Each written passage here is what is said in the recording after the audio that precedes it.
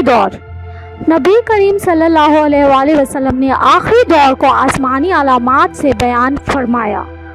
बहुत सी अहादीस में एक ऐसे दौर का इशारा मिलता है जब कुरानी तालीमात और इक़दार पूरी ज़मीन पर पूरी तरह फैल जाएंगी। इस दौर को सुनहरी दौर कहा जाता है जो निस्फ सदी तक बरकरार रहेगा और कई तरह से ये आप सल्लल्लाहु अलैहि वसल्लम के मुबारक दौर के मुमासिल होगा। एक हदीस मुबारका के मुताबिक लोग इतने मुतमईन होंगे कि उन्हें इस बात का अंदाजा ही नहीं होगा कि वक्त कितनी सरत से गुजर रहा है और किस तरह एक दिन अगले दिन में बदल जाता है। वो लोग अल्लाह ताला से अपनी दराजी उम्र की दुआ करेंगे ताकि वो इन नेमतों और आसाइशों से ज़्यादा मुस्तफीद हो सकें। एक और हदीस मुबारका में है, बच्चे ख्वाहिश करेंगे कि वो जवान हो जाएं और जवान ख्वाहिश करेंगे कि वो कम सिन हो जाएं। अच्छाई में मज़ीद तरक्की होगी, यहाँ तक कि बुरे लोगों से भी हुस्न सलूक किया जाएगा। माल और दौलत की फरावानी। बहुत सी अहादीस में मज़कूर है कि इस वक्त माल और अजनास की इस कदर कसरत होगी कि उन्हें नाप तोल के बगैर ही तकसीम किया जाएगा। इस जमाने में मेरी उम्मत ऐसी फारिगुल बाल और पुरअसाइश जिंदगी गुजारेगी जो इससे कबल नहीं गुजारी होगी। ज़मीन अपनी ज़रखेज़ी का पूरी तरह इजहार करेगी और इसमें किसी तरह की कमी ना होगी।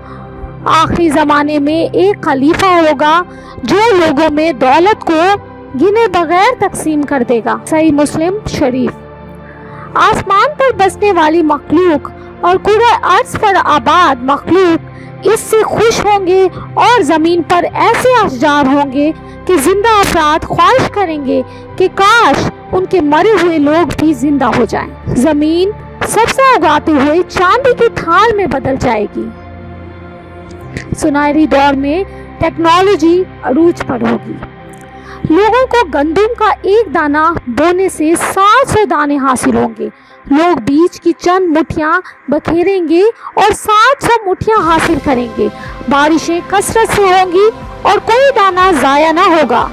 ये हदीस मुबारका ज़राई पैदावार में इजाफे को बयान करती है जो कि आखिरी दौर में वक़ूअ पज़ीर होगा। इससे मुराद जदीद ज़राअत, नई टेक्नोलॉजी, नए ज़राई मशीनरी, नया तरीका कार, ज़ख़ीरा करने के जदीद तरीके और बारिश के पानी का मौसर इस्तेमाल है। यानी इस मकसद के लिए बंद और मसनूई झीलें तामीर की जाएंगी। आला मायार ज़िंदगी और गुर्बत और अफलास का खात्मा। सुनहरी दौर फलाह बहबूद और दौलत और सरबत का ज़माना होगा और लोगों को उनके तकाजे और ज़रूरत से ज़्यादा मिलेगा और किसी भी चीज़ का हिसाब व किताब ना होगा। आप सल्लल्लाहु अलैहि वसल्लम ने फरमाया कि उम्मत मुस्लिमा निहायत खुशहाल होगी और ख़ास तौर पर आखिरी ज़माने में उन्हें हर तरह की नेमतें मुयस्सर होंगी। एक वक्त आएगा जब एक शख्स खैरात में देने के लिए हाथों में सोना लेकर किसी ऐसे फर्द को ढूंढता फिरेगा जो इसकी खैरात कबूल कर ले। इस वक्त मेरी उम्मत पर ख़ास इनाम होगा। उनके मवेशी कसरत में होंगे और खेती तरह तरह के फल देगी। इस वक्त असासे बेहदो हिसाब होंगे और गोया पानी की तरह बह रहे होंगे और लोग गोया इससे बेनियाज होंगे। मजहब अपनी असल हालत में आ जाएगा। आखिरी दौर के हवाले से अहादीस में मज़कूर है कि इस वक्त मजहब अपनी खालिस और असल हालत में आ जाएगा और इसके हवाले से कोई गलत फहमी बाकी नहीं रहेगी।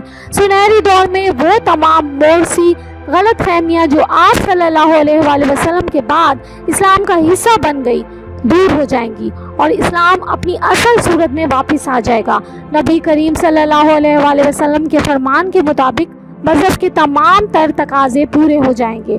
आप सल्लल्लाहु अलैहि वसल्लम और सहाबाए कराम रज़ी अल्लाह ताला अन्हु की रहलत के बाद दीन इस्लाम में गैर मुतल्लका बातें और इबादत में नई नई अख्तराआत कर ली गई और वो नई बातें दीन का हिस्सा बना दी गई। बेशुमार मौजू, अहादीस और फैसले वज़ा किए गए जो आज तक मौजूद हैं और इन फैसलों और अहादीस को नबी करीम सल्लल्लाहु अलैहि वसल्लम से मंसूब कर दिया गया है। सच्चे मुसलमानों की पुरखुलूस कोशिशों के बावजूद आज तक मुसलमान बहुत से ऐसे काम इस्लाम के नाम पर कर रहे हैं जो قرآن سے قطعی مطابقت نہیں رکھتے۔ صرف قرآن حکیم ہی غلط اور درست باتوں کے درمیان فرق کرنے کا واحد ذریعہ ہے، اور قرآنی رہنمائی سے ہی اسلام سے منسلک غلط باتیں اور اس سے منسوب غلط روایتیں دور کی جا سکتی ہیں۔ اس طرح اصل مذہب واضح ہو کر سامنے آ جائے گا۔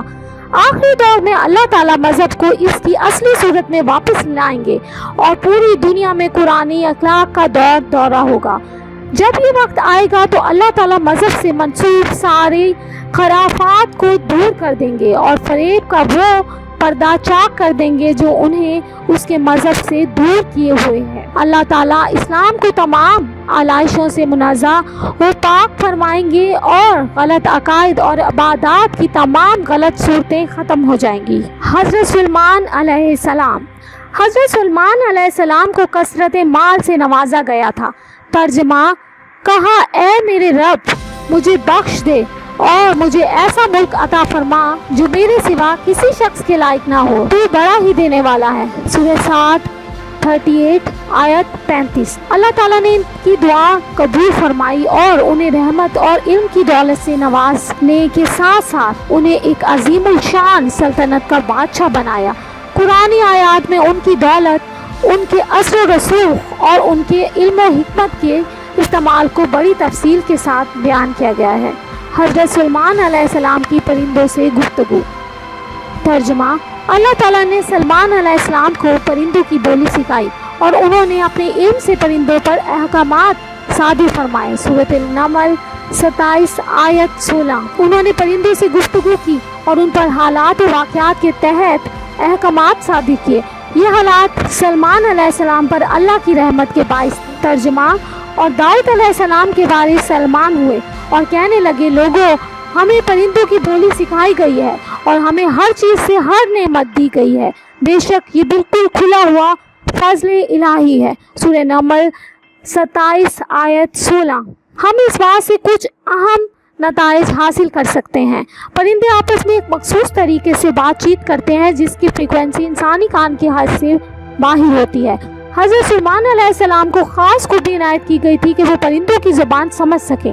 یہ کسی تکنیکی اصلاح کے ذریعے ممکن ہوا ہوگا۔ اس خوبی کو استعمال کرتے ہوئے وہ پرندوں پر حکم صادر کرتے تاکہ وہ ان کے حکم کی تعمیل کریں۔ واللہ علم بالصواب۔ وہ بعض اوقات پرندوں کو خبر رسانی اور مخبری کے لیے بھیجتے۔ یہ طریقہ نہایت کامیاب تھا۔ ان کے علم نے ان کے لیے یہ آسان بنا دیا کہ وہ دوسرے ملکوں کے ساتھ گفت و شنید کر سکیں اور دور دراز کے علاقوں کو اپنی پہنچ میں لا سکیں۔ واللہ علم بالصواب۔ یہ آیت ہماری توجہ اس ٹیکنالوجی اور پیش رفت کی طرف مبذول کرانے کے لیے ہو سکتی ہے جو کہ زمانے آخر میں استعمال ہوگی۔ شاید اس سے مراد پرندے نہ ہوں لیکن اس کے بجائے آج کے دور کے ہوائی جہاز ہوں۔ یہ بھی ممکن ہے کہ انہوں نے پرندوں میں ٹرانسمیٹر لگا دیے ہوں تاکہ وہ اپنے دشمنوں پر نظر رکھ سکیں۔ اس طرح ان کو صوتی اور بصری دونوں ریکارڈ حاصل ہو جاتے ہوں جس کی بنا پر وہ اپنی قوم پر حکومت کرتے ہوں۔ ان کو جنات اور شیاطین پر بھی ملکہ حاصل تھا، جیسے کہ قرآن پاک میں اللہ تعالیٰ نے فرمایا، اور اس کے رب کے حکم سے بعض جنات اس کی ماتحتی میں اس کے سامنے کام کرتے تھے۔ سورہ سبا 34 آیت 12۔ ترجمہ: اور بعض شیاطین بھی ہم نے ان کے تابع کیے تھے جو ان کے فرمان سے غوطے لگاتے تھے اور اس کے سوا بھی بہت سے کام کرتے تھے۔ ان کے نگہبان ہم ہی تھے۔ سورۃ الانبیاء 21 آیت 82۔ حضرت سلیمان علیہ السلام نے چونٹی سے گفتگو کی۔